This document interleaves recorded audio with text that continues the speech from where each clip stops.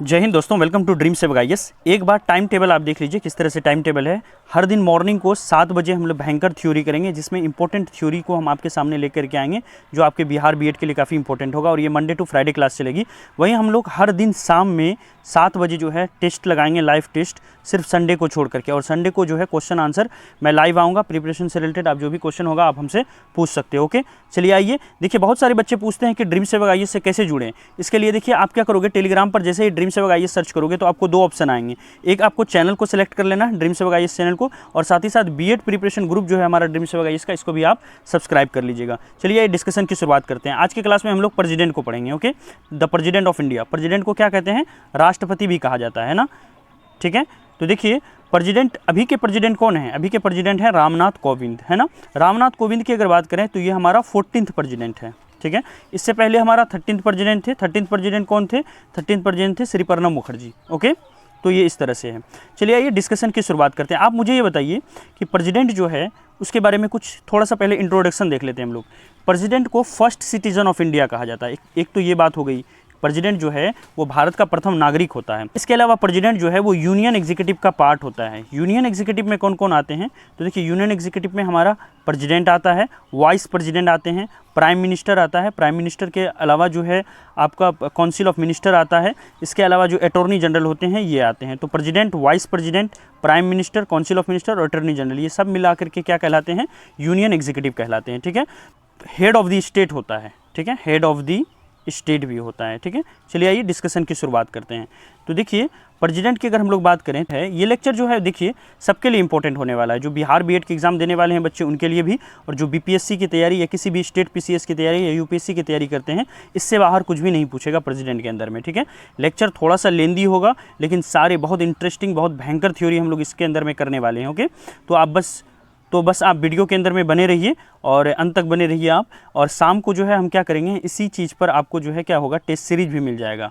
ठीक है, जिसमें हम लोग 100 मोस्ट इंपॉर्टेंट क्वेश्चन को इससे लगाएंगे और 99% चांस है कि इससे बाहर आपका कुछ भी नहीं पूछेगा। अगर आप ये थ्योरी और टेस्ट सीरीज कर लेते हो, प्रेसिडेंट से एक सवाल भी नहीं पूछेगा। हमेशा के लिए प्रेसिडेंट का जो आपका प्रॉब्लम है राष्ट्रपति वाला, वो हमेशा दूर हो जाएगा। सबसे पहला हमारा टॉपिक है, संविधान के किस अनुच्छेद के तहत राष्ट्रपति पद की योग्यताएं विहित है? तो राष्ट्रपति पद की योग्यताएं किसके अंदर में विहित है? तो अनुच्छेद 58 के तहत जो है राष्ट्रपति पद की क्या योग्यता होगी वो उसके अंदर में लिखी हुई है। ठीक है, नेक्स्ट हमारा टॉपिक है, राष्ट्रपति पद के लिए उम्मीदवार की न्यूनतम आयु कितनी होनी चाहिए? अगर किसी को राष्ट्रपति बनना है तो मिनिमम एज कितनी होनी चाहिए उसकी? मिनिमम 35 साल उम्र होनी चाहिए, 35 ईयर्स होनी चाहिए, है ना। देखिए, राष्ट्रपति पद के लिए उम्मीदवार की अधिकतम आयु कितनी होनी चाहिए?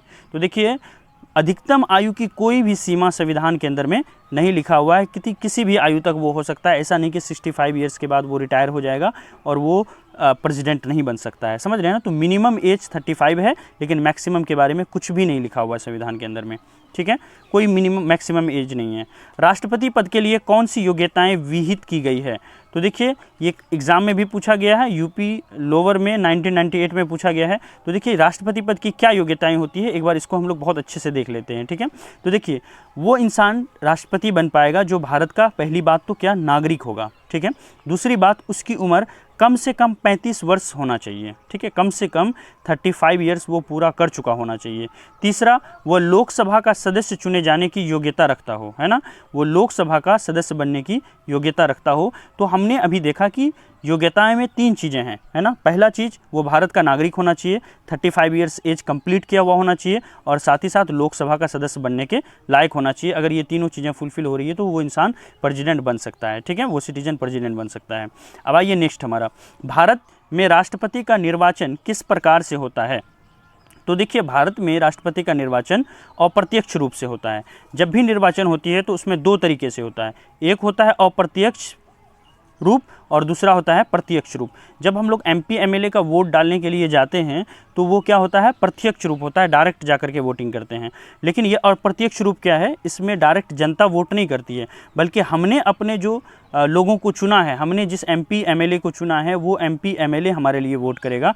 तो इसमें डायरेक्ट पब्लिक पार्टिसिपेट नहीं करती है राष्ट्रपति के चुनाव में। आपने कभी सुना है कि मम्मी पापा वोट देने गए हैं राष्ट्रपति के चुनाव में?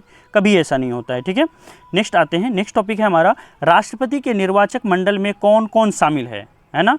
तो देखिए राष्ट्रपति के निर्वाचक मंडल में कौन कौन शामिल हैं, तो देखिए राष्ट्रपति के निर्वाचक मंडल में यानी राष्ट्रपति के चुनाव में कौन कौन लोग शामिल हो सकते हैं, साइड से देखिए मैं यहाँ पर बता रहा हूँ आपको। सबसे पहली बात आप याद रखिएगा, इलेक्टेड मेंबर यानी चुना हुआ मेंबर, ठीक है, जिसको जनता ने इलेक्ट करके भेजा है, चुन करके भेजा है। तो elected member of number 1 Lok Sabha and Rajya Sabha और लोकसभा के जो चुने हुए सदस्य होंगे वो होंगे। दूसरा, जितने भी सारे स्टेट लेजिस्लेटिव असेंबली होते हैं उनके जो चुने हुए सदस्य होंगे वो होंगे। और तीसरे नंबर पर पुडुचेरी और दिल्ली के जो चुने हुए सदस्य होंगे वो इसमें शामिल होंगे। तो एक बार यहाँ भी देख लेते हैं, संसद के दोनों सदनों को निर्वाचित सदस्य तथा दिल्ली और पुडुचेरी सहित सभी राज्य विधानसभाओं के निर्वाचित सदस्य जो होंगे वो राष्ट्रपति के निर्वाचक मंडल का सदस्य होते हैं, ठीक है। आई होप कि यहाँ से आपका क्लियर हो गया होगा। देखिए जितने सारे लोग नए जुड़े हैं आज या पहली बार इस वीडियो को देख रहे हैं, वीडियो कहीं से भी हेल्पफुल लग रहा है तो पहला काम आप ये कीजिए कि इसको लाइक कर दीजिए वीडियो को, और जो सब्सक्राइब का रेड कलर का बटन आपको दिख रहा है प्लीज़ उसको आप सब्सक्राइब कर दें, है ना। जितने ज़्यादा मेंबर जुड़ेंगे उससे हौसला जो है हमारा उतना ज़्यादा बढ़ता जाएगा, ठीक है। नेक्स्ट क्वेश्चन पर आते हैं। नेक्स्ट क्वेश्चन है, दिल्ली और पुडुचेरी राज्यों की विधानसभाओं को राष्ट्रपति के निर्वाचक मंडल में किस संविधान संशोधन द्वारा शामिल किया गया। तो ये देखिए 1992 से पहले दिल्ली और पुडुचेरी जो है वो राष्ट्रपति के निर्वाचक मंडल में नहीं था, लेकिन 70वां संविधान संशोधन 1992 करके दिल्ली और पुडुचेरी के जो अब विधानसभाओं के सदस्य हैं वो भी राष्ट्रपति के चुनाव में भाग ले सकते हैं। नेक्स्ट हमारा क्वेश्चन है, संविधान के किस अनुच्छेद के तहत राष्ट्रपति के निर्वाचन की रीति दी गई है। तो देखिए संविधान के अनुच्छेद 55 में आर्टिकल 55 के अंदर में राष्ट्रपति के चुनाव से रिलेटेड बातें लिखी हुई है, ठीक है। अब देखिए यहाँ पर ये हमारे प्रणब मुखर्जी हैं, ये हमारे 13th प्रेसिडेंट थे, है ना। इससे पहले कौन था, इससे पहले थे president doctor APJ Abdul Kalam, है ना। उनसे पहले कौन था, उनसे पहले प्रतिभा पाटिल थी, ओके। और प्रतिभा पाटिल जो है भारत की पहली महिला राष्ट्रपति है, ये बात भी आप याद रखिएगा। तो देखिए यहाँ पर रामनाथ कोविंद हैं और ये जो देखिए तीनों सेनाओं के अध्यक्ष यहाँ पर हैं। तो जो ये राष्ट्रपति होता है वो सुप्रिटेंडेंट कमांडेंट भी होता है तीनों आर्मी फोर्सेस का, आप इसको याद रखिएगा। थल सेना, जल सेना और वायु सेना तीनों का जो चीफ होता है उसका हेड कौन होते हैं, उसके हेड जो हैं राष्ट्रपति होते हैं, ठीक है। चलिए आइए नेक्स्ट टॉपिक पर। नेक्स्ट है हमारा, अनुच्छेद 59 के अनुसार राष्ट्रपति संसद के किसी सदन अथवा किसी राज्य के विधानमंडल के किसी सदस्य का सदस्य नहीं हो सकता। तो अनुच्छेद 59 में लिखा हुआ है कि राष्ट्रपति जो है ना तो संसद के किसी सदन, ना ही लोकसभा, ना ही राज्यसभा, ना ही किसी स्टेट की लेजिस्लेटिव असेंबली विधानसभाओं का सदस्य हो सकता है। लेकिन अगर राष्ट्रपति चुनते समय वो इन तीनों में से किसी का भी सदस्य रहा तो किस समय वो अपने पद से क्या होगा, बाहर हो जाएगा। तो देखिए जैसे ही वो राष्ट्रपति पद ग्रहण करेगा, जिस समय शपथ ग्रहण करेंगे और जिस समय उन्होंने साइन करेंगे प्रेसिडेंट के तौर पर, पहली साइन जो उसकी शपथ ग्रहण के समय में होगी उसी समय जो है वो क्या होंगे, लोकसभा या फिर राज्यसभा या फिर जिस सदन का वो सदस्य होंगे वहाँ से वो खारिज हो जाएंगे, ठीक है। उसकी सदस्यता जो है वहाँ पर समाप्त हो जाएगी। नेक्स्ट क्वेश्चन पर आते हैं, राष्ट्रपति का निर्वाचन किसके द्वारा कराया जाता है। तो देखिए बहुत इंपॉर्टेंट थ्योरी है यहाँ पर।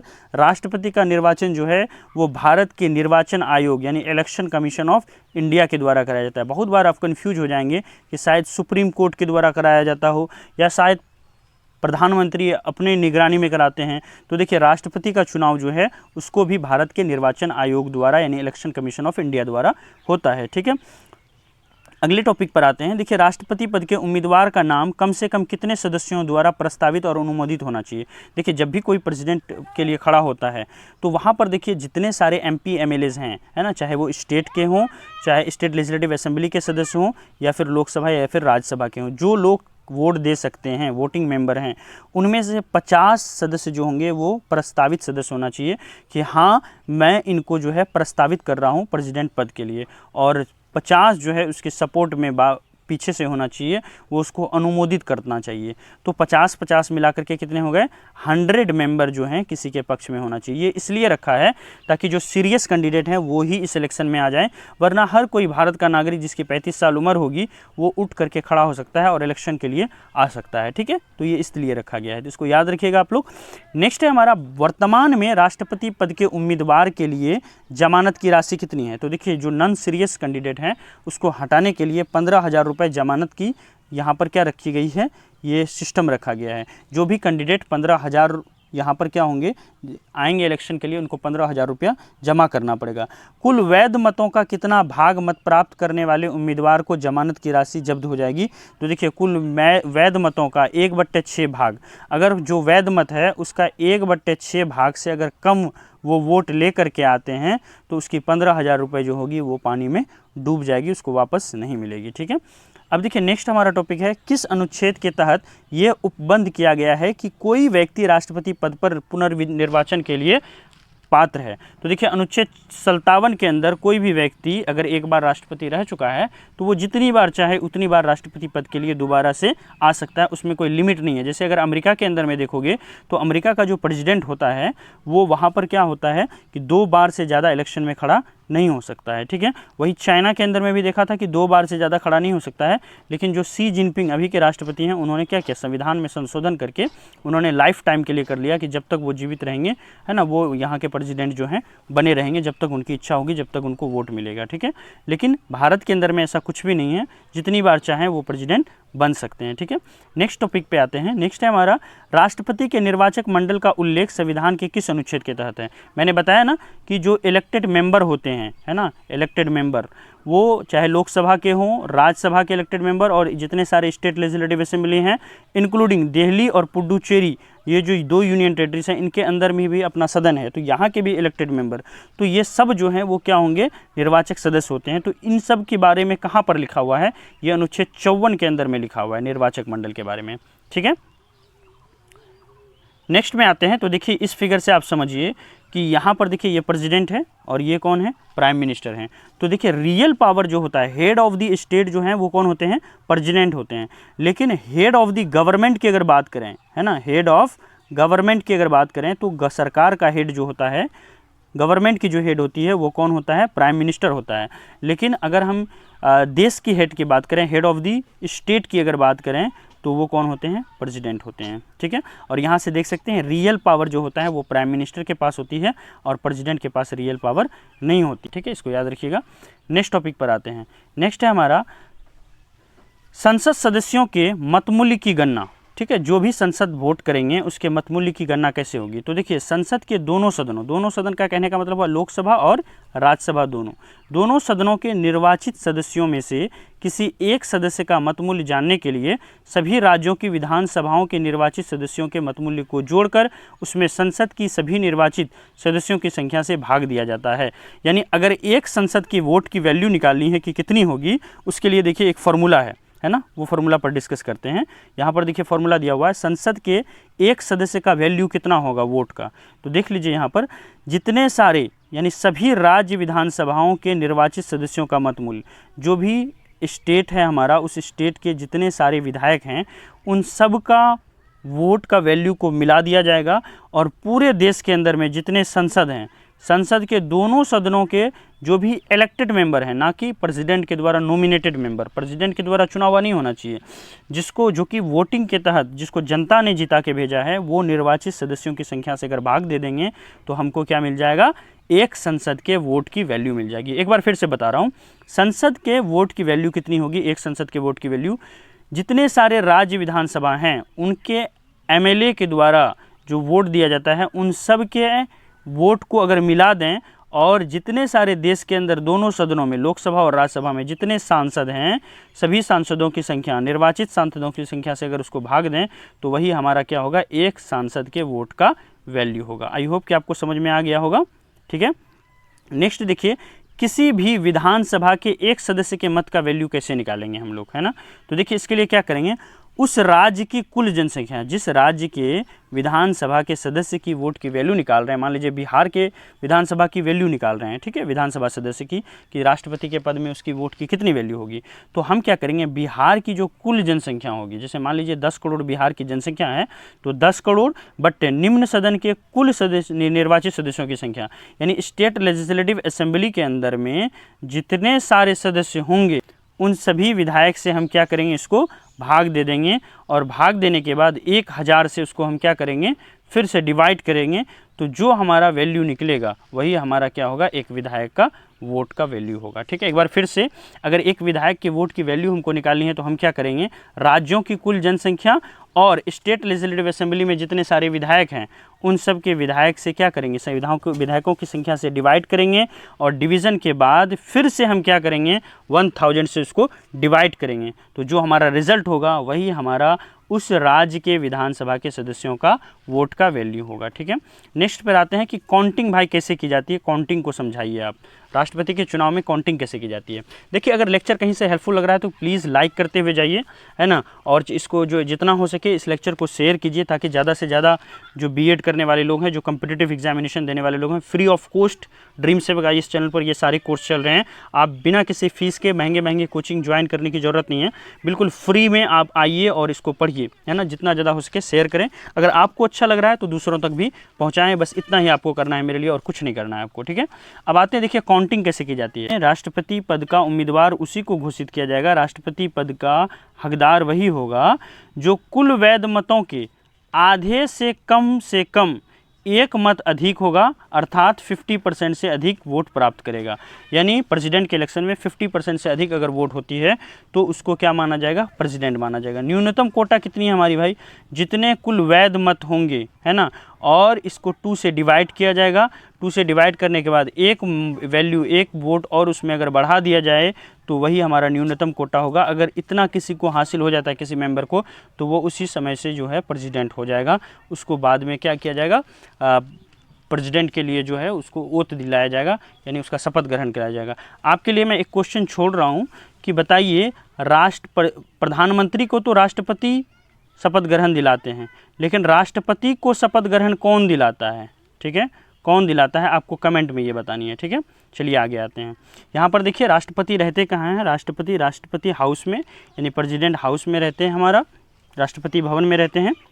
ये हमारे राष्ट्रपति हो गए श्री रामनाथ कोविंद जी, 14th ये हमारे राष्ट्रपति हैं, इनको तो जानते होंगे, श्री नरेंद्र मोदी जी, ये ऑनरेबल हमारे प्राइम मिनिस्टर हैं।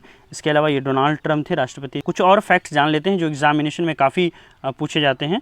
देखिए, भारत में राष्ट्रपति का चुनाव किस पद्धति के अनुसार किया जाता है। तो देखिए, भारत में राष्ट्रपति का चुनाव जो है वो हमारा अनुपातिक प्रतिनिधित्व पद्धति के अनुसार किया जाता है। और किस प्रणाली के द्वारा किया जाता है, तो एकल संक्रमणीय मत प्रणाली के द्वारा किया जाता है। अगर आपसे पूछा जाए किस पद्धति के द्वारा किया जाता है तो आंसर क्या होगा भाई, आंसर होगा हमारा अनुपातिक प्रतिनिधित्व पद्धति के अनुसार राष्ट्रपति का चुनाव होता है। पूछेगा किस प्रणाली के द्वारा होता है, तो एकल संक्रमणीय मत प्रणाली के द्वारा होता है। जो लोग इंग्लिश में हैं उनके लिए बता देता हूँ, अंग्रेजी मीडियम वालों के लिए ये जो है proportional of representation of votes होता है बाय सिंगल ट्रांसफरेबल वोट्स। यानी देखते हैं ना, प्रेसिडेंट के चुनाव में 1 2 3 ऑप्शन लिखा रहता है जो वोटिंग करते हैं, और जिनका जो मान लीजिए वोट कम होता है उनका वोट को ट्रांसफ़र कर दिया जाता है अगले के ऊपर। ठीक है, नेक्स्ट पे आते हैं। नेक्स्ट टॉपिक है हमारा, किस वर्ष की जनगणना द्वारा अनिश्चित जनसंख्या को राष्ट्रपति चुनाव के लिए किसी राज्य विशेष की जनसंख्या माना जाता है। जैसे मैंने कहा ना, उस राज्य की जनगणना को डिवाइड करना है वहाँ के पूरे विधायक से, तो ये 1971 की जनगणना जो हुई थी उसी को आधार मान करके उस समय जो आबादी थी उसी पर डिवाइड किया जाता है। ठीक है, और 1971 की जनगणना द्वारा क्या कहता है, अभिनिश्चित किया जाता है। और ये आईएएस के एग्ज़ाम में 1997 में पूछा गया सवाल है। ठीक है, नेक्स्ट टॉपिक पर आते हैं। किस संविधान संशोधन द्वारा ये प्रावधान किया गया कि जब तक 2026 के बाद होने वाली प्रथम जनगणना के आंकड़े प्रकाशित नहीं हो जाते तब तक राष्ट्रपति के लिए राज्यों की जनसंख्या जो है 1971 ही रहेगी, है ना। और ये जनगणना जो है अभिनिश्चित जनसंख्या को माना जाएगा। देखिए, 84th कॉन्स्टिट्यूशनल अमेंडमेंट किया गया था 2001 में, और उसमें ये बात लिखी गई थी 84वां संविधान संशोधन के अंदर में कि 2026 के पश्चात होने वाली जो जनगणना होगी उसके आधार पर आगे किया जाएगा राष्ट्रपति का चुनाव, लेकिन तब तक जो है 1971 का ही आधार माना जाएगा। नेक्स्ट है हमारा, किस अनुच्छेद के तहत राष्ट्रपति के टर्म्स ऑफ ऑफिस पर उपबंध किया गया है। यानी राष्ट्रपति का जो ऑफिस होगा वो किस तरह से होगा, क्या क्या उसमें चीज़ें होंगी, किस तरह से होंगी, तो वो अनुच्छेद 56 के अंदर में लिखा हुआ है। ठीक है, देखिए, भारत का राष्ट्रपति अपने पद ग्रहण करने की तिथि से कितने वर्ष तक अपने पद पर बना रह सकता है, तो ये देखिए 5 वर्षों तक। अगर कोई व्यक्ति राष्ट्रपति बनता है भारत का तो वो 5 साल तक उस पद पर रह सकता है। देखिए, राष्ट्रपति का 5 वर्ष का कार्यकाल समाप्त हो जाने पर भी वो कब तक अपना पद धारण किए रह सकता है। देखिए, जब तक कि उसका कोई उत्तराधिकारी दूसरा प्रेसिडेंट नहीं आ जाता है, पद को ग्रहण नहीं कर लेता है, तब तक वो राष्ट्रपति पद पर यूं का त्यों बना रहेगा। ठीक है, वो उस राष्ट्रपति पद से नहीं हट सकता है। राष्ट्रपति कैसे हटाया जा सकता, कैसे हट सकता है? तो राष्ट्रपति अपना त्यागपत्र दे सकता है। किसको देगा त्यागपत्र? उपराष्ट्रपति को। तो अगर आपसे पूछा जाए कि राष्ट्रपति भाई किसको अपना रिजिग्नेशन देता है, त्यागपत्र देता है, तो आंसर क्या होगा? उपराष्ट्रपति होगा। ठीक, देखिए नेक्स्ट टॉपिक है हमारा जो वाइस प्रेसिडेंट। अगर मान लीजिए प्रेसिडेंट ने यहाँ पर क्या किया, त्यागपत्र दे दिया, तो वाइस प्रेसिडेंट ये जो इन्फॉर्मेशन है वो भागते भागते किसको बताएगा? वो लोकसभा के जो अध्यक्ष होंगे उनको ये बातें बताएगी। ठीक है, नेक्स्ट में आते हैं हमारा। नेक्स्ट देखिए, जब राष्ट्रपति का पद है ना क्या होता है, उनकी मृत्यु हो जाती है या फिर त्यागपत्र दे देता है या उन पर महाभियोग चलता है या किसी भी अन्य कारण से उसकी पद जो है वो खाली हो जाती है, तो उसे भरने के लिए, चुनाव कराने के लिए अधिकतम कितने समय के भीतर कराना जाना चाहिए? तो देखिए 6 माह के अंदर जो है चुनाव हो जाना चाहिए। ये संविधान में ये बातें लिखी हुई है। नेक्स्ट टॉपिक पर आते हैं। भारत के राष्ट्रपति को शपथ कौन दिलाता है? मैंने बताया था ना अभी, चीफ जस्टिस ऑफ इंडिया दिलाते हैं। भारत के जो मुख्य न्यायाधीश होते हैं वही भारत के राष्ट्रपति को शपथ ग्रहण दिलाते हैं। ठीक है, देखिए भारत के मुख्य न्यायाधीश की अनुपस्थिति में राष्ट्रपति को शपथ कौन दिलाएगा? तो देखिए भारत के चीफ जस्टिस ऑफ इंडिया यानी भारत के मुख्य न्यायाधीश की उपस्थिति में जो भी सुप्रीम कोर्ट के है ना वरिष्ठतम जज होंगे, जो भी सीनियर मोस्ट जजेस होंगे, वो उनको आराम से जो है शपथ दिला सकते हैं। संविधान का कौन सा अनुच्छेद राष्ट्रपति को शपथ तथा उसके प्रारूप के बारे में बताता है? तो अनुच्छेद 60 के अंदर में संविधान का जो है अनुच्छेद 60 वो राष्ट्रपति के शपथ के बारे में, और वो शपथ कैसा होगा वो अनुच्छेद 60 के अंदर में लिखी हुई है।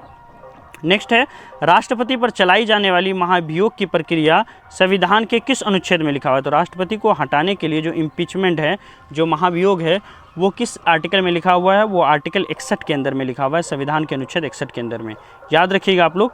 अगर वीडियो कहीं से भी हेल्पफुल लग रहा होगा तो प्लीज़ इसको लाइक कीजिए और अपने दोस्तों में इसको शेयर कीजिए, ताकि ज़्यादा से ज़्यादा लोग इसका फ्री ये जो हमारा सिस्टम है इसका फ़ायदा उठा सके और वो भी अपनी घर बैठे पढ़ाई जो है इस लॉकडाउन के सिचुएशन में कर सके।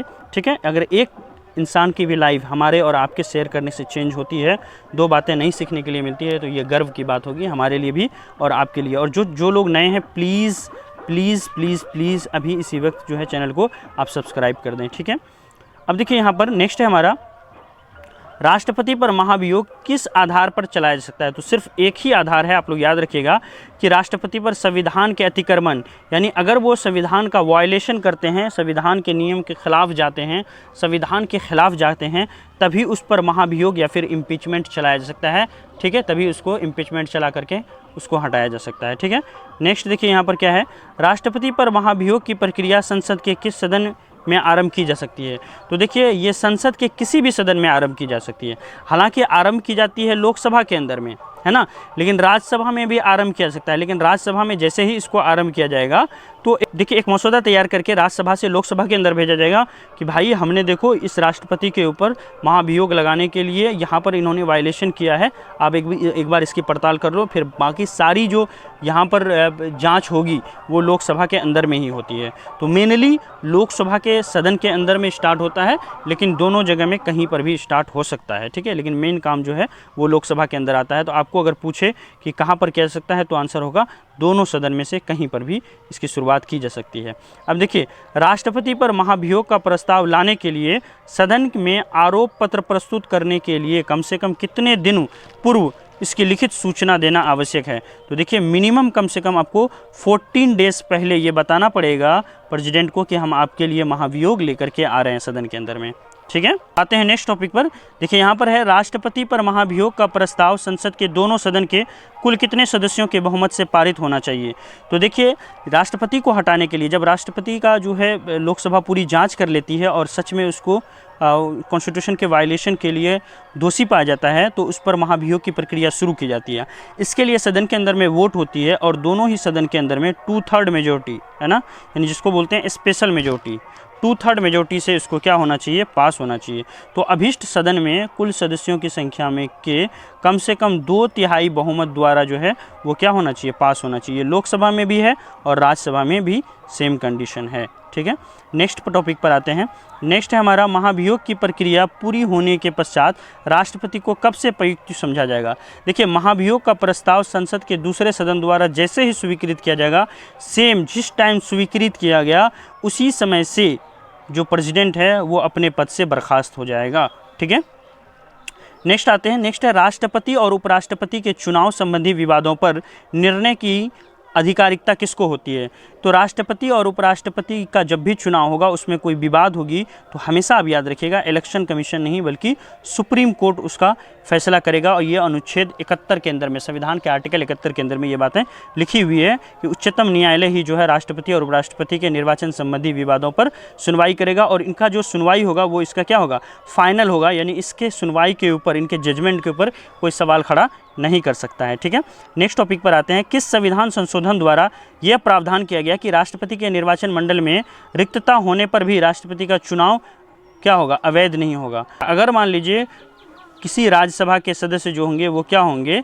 सीट खाली होगी राज्यसभा के अंदर में, लोकसभा की सीट खाली होगी, तो क्या उस समय प्रेसिडेंट का चुनाव टाला जा सकता है? तो आंसर होगा नहीं, है ना। हर सूरत में प्रेसिडेंट का चुनाव किया जाएगा, चाहे कितने भी सीट खाली क्यों ना हो। ठीक है, ये कब जोड़ा गया है? ये हमारा 1961 में 11वां संविधान संशोधन के द्वारा ये बातें जोड़ी गई है।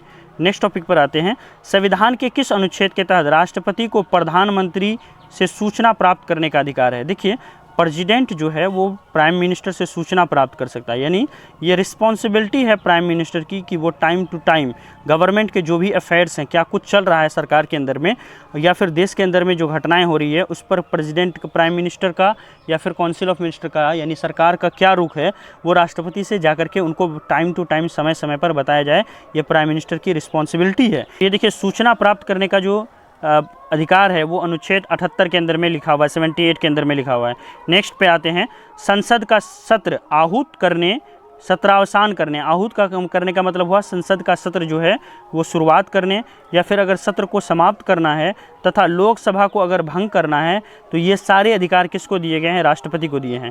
राष्ट्रपति अपने अधिकार से क्या कर सकता है? संसद के सत्र को बुला सकता है, सत्र की समाप्ति कर सकता है और साथ ही साथ लोकसभा को पूरी तरह से भंग कर सकता है। ये सारे अधिकार जो हैं वो राष्ट्रपति के पास हैं। ठीक है, देखिए, भारत का महान न्यायवादी, महान न्यायवादी का मतलब हुआ अटॉर्नी जनरल, ये किसके प्रसाद प्रयत्न अपना पद धारण करता है? तो किसकी यानी अंदर में पद धारण करता है? तो राष्ट्रपति के पद में, है ना। राष्ट्रपति के द्वारा ही अटॉर्नी जनरल को चुना जाता है, तो ये इसके अंडर में ही काम करते हैं। ठीक है, अब देखिए यहाँ पर आंग्ल भारतीय समुदाय के कितने प्रतिनिधियों को राष्ट्रपति द्वारा लोकसभा में मनोनीत किया जाता है? देखिए, ये 2 सदस्यों के द्वारा किया जाता है, लेकिन पहले ये सिस्टम था, है ना। हाल के सालों में, पिछले साल ही गवर्नमेंट ने क्या किया, एक कानून ला करके ये 2 सदस्य जो चुने जाते थे एंग्लो इंडियन कम्युनिटी से, इसको अब ख़त्म कर दिया ये सिस्टम को, है ना। पहले क्या होता था कि जितने सारे सदस्य चुन के आते थे उसमें से 2 सदस्य राष्ट्रपति जो है वो एंग्लो इंडियन कम्युनिटी के द्वारा, एंग्लो इंडियन कम्युनिटी किसको बोलेंगे? जो मान लीजिए अंग्रेज़ यहाँ पर आए थे और भारतीय महिलाओं से उन्होंने क्या किया, शादी कर लिया, तो उनके जो बच्चे होंगे एंग्लो इंडियन होंगे। ठीक है, ठीक है। अब तो देखिए, ये जो सिस्टम है 2 प्रतिनिधियों वाला, इसको अब क्या किया है? पूरी तरह से ख़त्म कर दिया सरकार ने। इसमें लोकसभा के अंदर में ये कारण कहा कि चूँकि अब इसकी संख्या जो है काफ़ी कम हो चुकी है, तो इसलिए 2 सीट जो है वो कहीं ना कहीं इसको क्या कर सकती है, इसका प्रतिनिधित्व नहीं करती है, ये उससे ज़्यादा हो रहा है, ओवर रिप्रेजेंटेशन हो रहा है, इसीलिए इसको हटा दिया जाए। ठीक है, नेक्स्ट आते हैं। राष्ट्रपति को राज्यसभा में 12 सदस्यों को मनोनीत करने का अधिकार दिया गया है। किन क्षेत्रों में विशेष ज्ञान या अनुभव रखने वाले व्यक्तियों को राज्यसभा में प्रतिनिधित्व के लिए यह प्रावधान किया गया है? तो देखिए, कहाँ कहाँ से 12 सदस्य चुने जा सकते हैं? जो लोग साहित्य के फील्ड में बहुत अच्छा योगदान दिया है, विज्ञान में, कला में, समाज में, है ना, और साथ ही साथ सेवा क्षेत्रों में, तो इन सारे क्षेत्रों में जिन्होंने अच्छा काम किया है देश के अंदर में, राष्ट्रपति को अगर लगता है कि वो सही है तो 12 सदस्यों को वो चुन सकते हैं। किस अनुच्छेद के तहत यह प्रावधान किया गया है कि संसद द्वारा पारित विधेयक को राष्ट्रपति एक बार पुनर्विचार के लिए वापस भेज सकता है?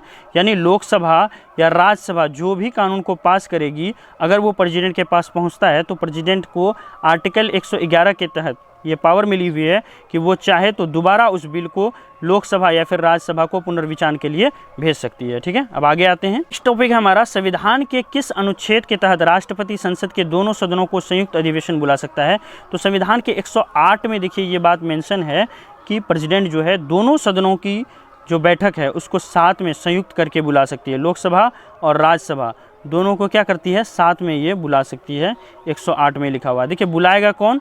बुलाएगा यहाँ पर राष्ट्रपति, लेकिन इसकी अध्यक्षता कौन करेगा? इसकी अध्यक्षता लोकसभा के जो अध्यक्ष होंगे वही क्या होंगे? इस सदन के, संयुक्त सदन के अध्यक्ष होंगे। ठीक है, अब देखिए, किस विधेयक को राष्ट्रपति पुनर्विचार के लिए वापस नहीं भेज सकता है। तो मनी बिल और कॉन्स्टिट्यूशनल अमेंडमेंट बिल जो होता है उनको वापस नहीं भेजा जाता है। कारण क्या है कि कॉन्स्टिट्यूशनल अमेंडमेंट एक्ट और मनी बिल दोनों ही पहले ही प्रेसिडेंट को भेजा जाता है। सबसे पहले प्रेसिडेंट की राय ली जाती है, उसके बाद जो है लोकसभा और राज्यसभा में इसको पास कराया जाता है। सामान्यतः प्रेसिडेंट जो है इसको क्या करते हैं, रिजेक्ट नहीं करते हैं। ठीक है, नेक्स्ट टॉपिक पर आते हैं।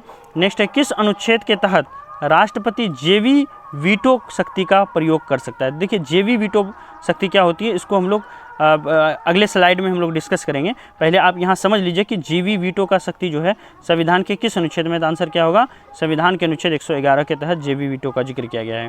देखिए राष्ट्रपति ज्ञानी जैल सिंह ने 1986 में किस विधेयक के संबंध में पहली बार जेवी वीटो शक्ति का प्रयोग किया था, तो भारतीय डाक संसाधन विधेयक के संबंध में पहली बार ज्ञानी जैल सिंह ने 1986 में जेवी वीटो शक्ति का प्रयोग किया था।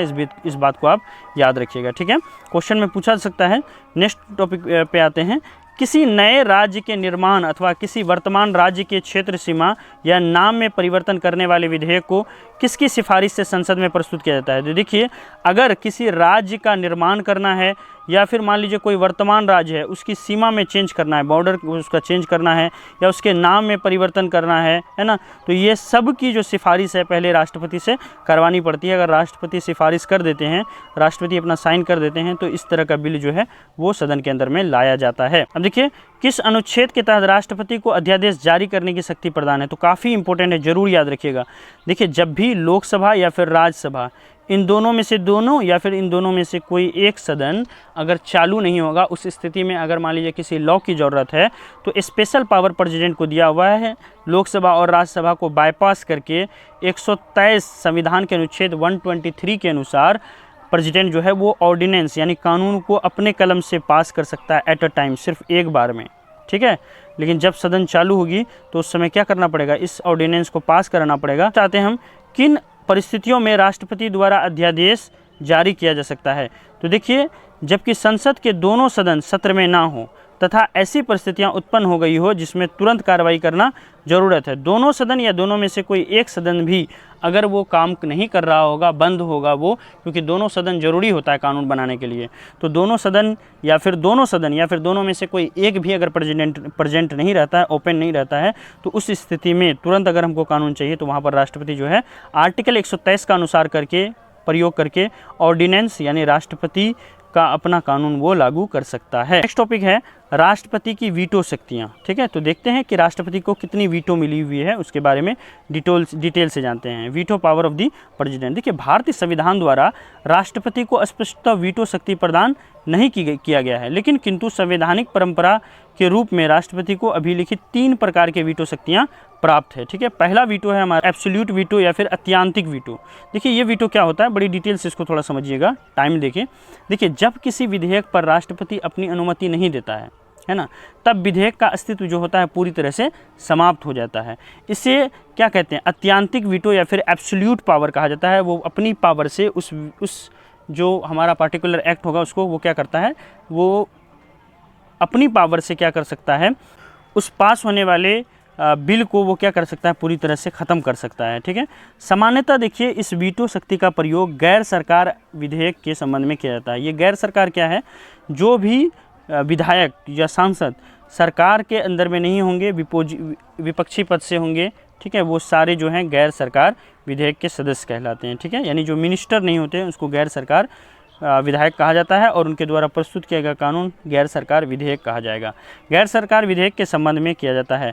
सरकारी विधेयकों के संबंध में इस शक्ति का प्रयोग तब संभव है जब विधेयक को पारित करने वाली सरकार या विधेयक पर राष्ट्रपति की अनुमति के पूर्व अपना त्याग पर देती थी। मान लीजिए कोई सरकार आई और उन्होंने कहा कि सर हम ये कानून पास कराना चाहते हैं, लेकिन अभी तक प्रेसिडेंट ने साइन नहीं किया था और इसी बीच में वो सरकार क्या हुई, ख़त्म हो गई किन्हीं कारणों की वजह से, तो जो नई सरकार होगी वो ये रिकमेंड ही नहीं करेगी, नई सरकार विधेयक पर अनुमति ना देने की राष्ट्रपति से सिफारिश करेगा, प्लीज़ आप साइन मत कीजिए, ये एक्ट जो है अच्छा नहीं है, हम नहीं चाहते कि ये एक्ट पास हो, तो वहाँ पर भी क्या हो सकता है, वीटो पावर का इस्तेमाल किया जा सकता है।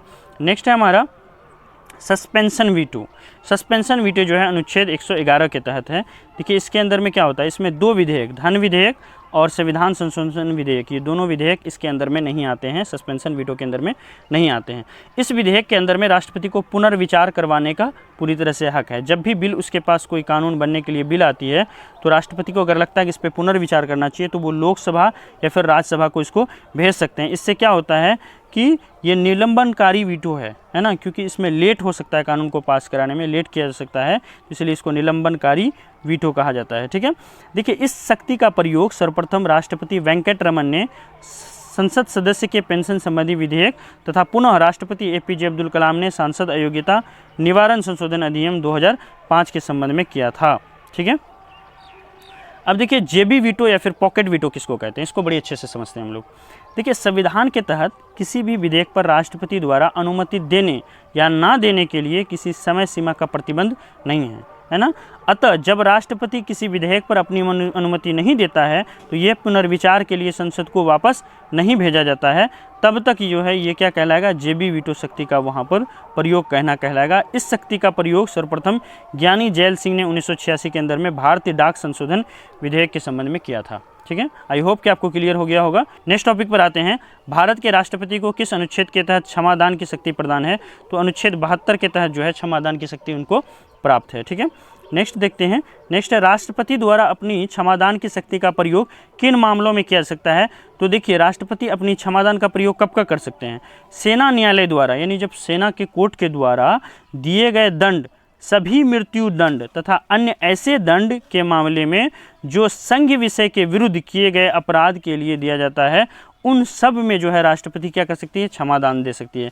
यानी जो सेना का कोर्ट होता है वहाँ पर जो दंड दी जाती है, प्लस जितने सारे लोगों को मृत्यु दंड दिया जाता है, या फिर ऐसे दंड है ना जो संघ विषय का पात्र हो, संघ विषय का पार्ट हो, है ना, जिसको सेंट्रल स्टेट का हमारा पार्ट हो, सेंट्रल गवर्नमेंट का पार्ट हो, वो सेंट्रल लिस्ट का पार्ट हो, और उसका अगर वायलेशन किया गया है तो उस समय प्रेसिडेंट जो है क्षमादान दे सकती है। अब देखिए संविधान के किस अनुच्छेद के तहत राष्ट्रपति को उच्चतम न्यायालय से परामर्श करने का अधिकार है, तो अनुच्छेद 143 में एक बहुत अच्छी बात लिखी हुई है, जिसमें ये कहा गया है कि राष्ट्रपति को जब लगे वो तब उस समय सुप्रीम कोर्ट से क्या कर सकते हैं, निर्णय ले सकते हैं, लीगल एडवाइस वहाँ से वो ले सकते हैं। ठीक है, अब देखिए धन विधेयक या फिर वित्त विधेयक को किसकी अनुमति से लोकसभा में प्रस्तुत किया था। अब याद रखिएगा, थोड़ी देर पहले ही बताया था कि धन विधेयक को हमेशा प्रस्तुत करने से पहले राष्ट्रपति की मंजूरी ली जाती है। तो धन विधेयक और वित्त विधेयक दोनों ही विधेयक में इस तरह की चीज़ें की जाती है।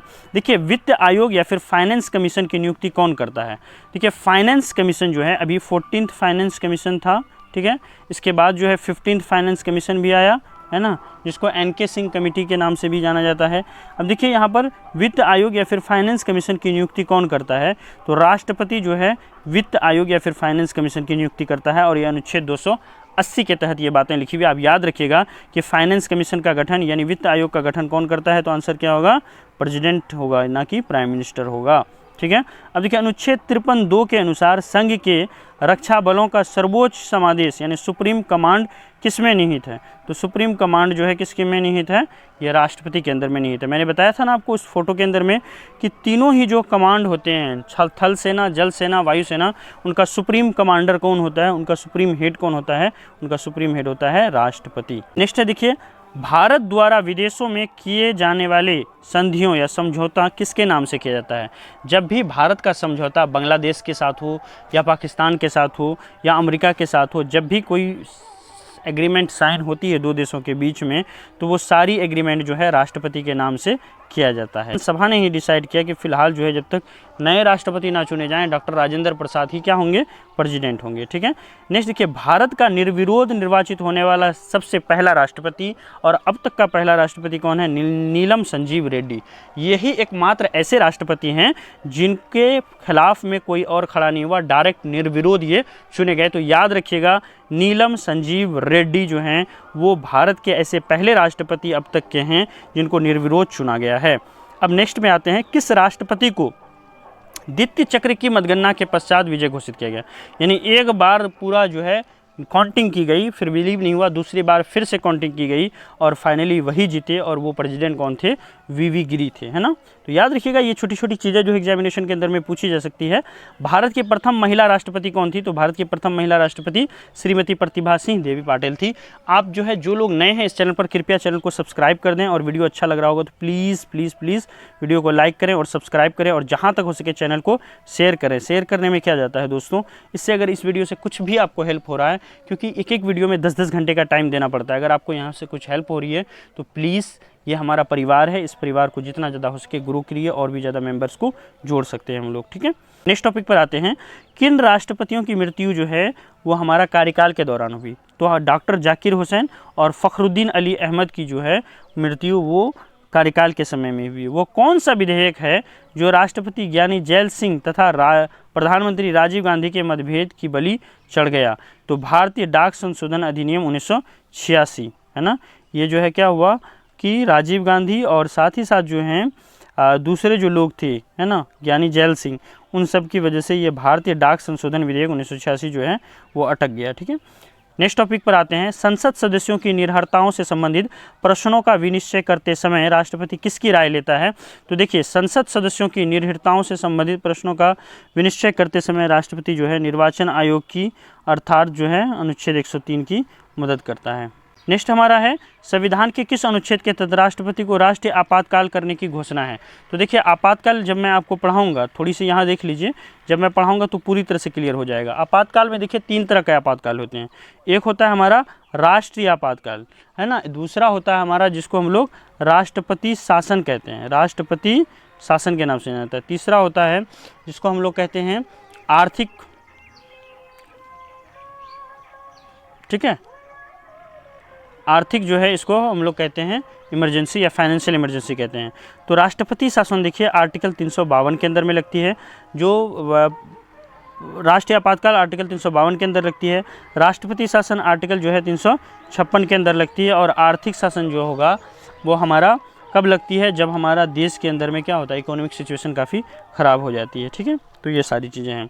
राष्ट्रपति द्वारा राष्ट्रीय आपात किन आधारों पर घोषित किया जा सकता है? तो आंसर होगा युद्ध, बाह्य आक्रमण, सशस्त्र विद्रोह के आधार पर किया जा सकता है। तो युद्ध अभियान अथवा बाह्य आक्रमण के आधार पर, है ना, जो भी फंडामेंटल राइट्स हमको मिले हुए हैं वो सारे फंडामेंटल राइट्स जो होंगे वो क्या होंगे? निलंबित हो जाएंगे। यहाँ तक कि अनुच्छेद 19 के तहत मिलने वाले जितने सारे चीज़ें हैं वो भी क्या होंगे? पूरी तरह से वो अधिकार भी निलंबित हो जाएंगे। आप एक बार देख लीजिए, फंडामेंटल राइट्स की पूरी थ्योरी जो है मैंने कराया था, डिस्क्रिप्शन में मैं लिंक दे दूंगा, आप वहाँ से मौलिक अधिकार या फंडामेंटल राइट्स वाली वीडियो अच्छी तरह से देख सकते हैं, ठीक है। अब देखिए, यदि किसी राज्य का शासन संविधान के अनुसार नहीं चला सकता है, चल रहा है, तो किस अनुच्छेद के तहत राष्ट्रपति वहाँ पर शासन लगा सकता है? तो अनुच्छेद 356 के अंदर लगा सकता है। भारत का उपराष्ट्रपति संसद के किस सदन का पदेन अध्यक्ष होता है? तो देखिए, जो भी उपराष्ट्रपति होते हैं वो हमारा राज्यसभा का पदेन अध्यक्ष होता है, और उपराष्ट्रपति को कोई अलग से सैलरी नहीं दी जाती है, ठीक है। नेक्स्ट है हमारा, राष्ट्रपति तथा उपराष्ट्रपति के निर्वाचन के संदर्भ में किन पदों को लाभ का पद नहीं माना जाएगा? तो राष्ट्रपति उपराष्ट्रपति के निर्वाचन के संदर्भ में, है ना, किन पदों को लाभ का पद नहीं माना जाएगा? तो आंसर हो जाएगा हमारा राष्ट्रपति, है ना, उपराष्ट्रपति, राज्यों के राज्यपाल तथा संघ और राज्यों के मंत्री के परिषद, ठीक है। नेक्स्ट में आते हैं, नेक्स्ट है, कितनी धनराशि राष्ट्रपति पद के लिए जमानत राशि के रूप में नियत किया गया है ना। तो आंसर क्या होगा? 15,000, ठीक है। नेक्स्ट क्वेश्चन पर आते हैं। यहाँ पर क्वेश्चन पूछा है, भारत के उपराष्ट्रपति को शपथ कौन दिलाता है? तो आंसर क्या होगा? राष्ट्रपति होगा। नेक्स्ट टॉपिक में आते हैं कि भारत के उपराष्ट्रपति को शपथ कौन दिलाता है? तो आंसर क्या होगा? इसको भी राष्ट्रपति ही दिलाते हैं। उपराष्ट्रपति अपना त्यागपत्र किसको देता है? तो आंसर क्या होगा? राष्ट्रपति को देता है। तो यहाँ पर देखिए, मैं आपसे एक क्वेश्चन पूछ रहा हूँ कि बताइए, प्रधानमंत्री को शपथ ग्रहण कौन दिलाता है? आपको कमेंट में ये बातें लिखनी है, ठीक है। देखिए, ड्रीम सेवक IAS चैनल जो है वो सारे प्लेटफॉर्म पे अवेलेबल है, फेसबुक पर, इंस्टा पर, ट्विटर पर, यूट्यूब पर तो आप देख ही रहे हैं, और टेलीग्राम पर भी अवेलेबल है। आप क्या करें कि हर एक प्लेटफॉर्म पे जाकर के ओनली ड्रीम सेवक IAS सर्च कर लें, मुझे लगता है 2 मिनट भी नहीं लगेगा, आप सारे प्लेटफॉर्म पर इसको क्या करोगे? सब्सक्राइब कर लोगे, ठीक है। तो थैंक यू सो मच, आज के लिए इतना ही रखते हैं। आई होप कि आपको वीडियो जो है काफ़ी पसंद आया होगा। वीडियो पसंद आए तो कमेंट में ज़रूर बताइएगा, और जहाँ तक हो सके इसको क्या करें? लाइक करें, कमेंट करें, शेयर करें, ठीक है। और जो है कि ज़्यादा से ज़्यादा लोगों को जोड़ने की कोशिश करें। Thank you so much, have a nice day.